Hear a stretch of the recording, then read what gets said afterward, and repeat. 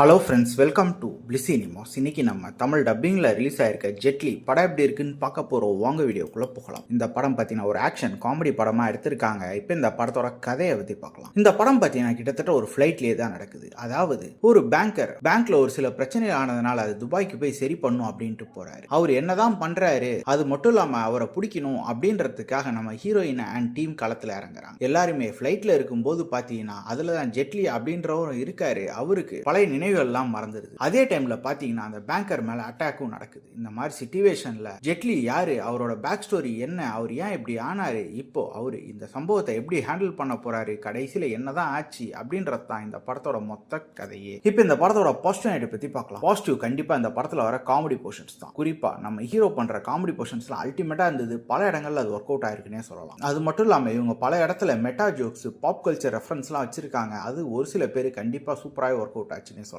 அதே மாதிரி சில பேருக்கு அது ஒர்க் அவுட் ஆகவும் தான் இல்லை. அதே மாதிரி பாத்தீங்கன்னா சத்யாவோட எக்ஸ்பிரஷன்ஸ்லாம் ரொம்ப சூப்பரா இருந்தது. காமெடி போர்ஷன்ஸ்ல அது மிகப்பெரிய பிளஸ்ன்னு சொல்லலாம். வெண்ணிலா கிஷோர் வர சீன்ஸும் சூப்பராகவே ஒர்க் அவுட் ஆயிருந்தது. செகண்ட் ஹாஃப் பொறுத்தளவு பாத்தீங்கன்னா பல சீன்ஸ் டிராக் அடிக்க தான் செய்யுது. ட்விஸ்ட் எல்லாம் பெருசா ஒர்க் அவுட் ஆகவே இல்லை. ஃபர்ஸ்ட் ஹாஃப் ஓரளவு காமெடி வச்சு மெயின்டைன் பண்ணியிருந்தாங்க. டெக்னிக்கலி பாத்தீங்கன்னா படம் சவுண்டா இருந்தது எல்லா ஆஸ்பெக்ட்ஸ்லயும். மொத்தத்தில் இந்த படம் பாத்தீங்கன்னா ஒரு சிலருக்கு பிடிக்க வாய்ப்பு இருக்கு. லாஜிக்லாம் தேவை கிடையாது, எனக்கு கொஞ்சம் காமெடி இருந்தா போதும் அப்படின்றவங்களுக்கு மற்றவங்களுக்கு பெருசா இந்த படம் ஒர்க் அவுட் ஆகாது. மொத்தத்தில் என்கிட்ட கேட்டீங்கன்னா இந்த படம் ஒரு ஒன் டைம் வாட்சபிள் படம் தான். வேணும்னா ட்ரை பண்ணி பாருங்க. இந்த படத்துக்கு நம்மளோட ரேட்டிங் எடுத்தீங்கன்னா 10க்கு 5 மார்க் கொடுக்கலாம். இன்னொரு வீடியோவில் சந்திக்கலாம். தேங்க்யூ.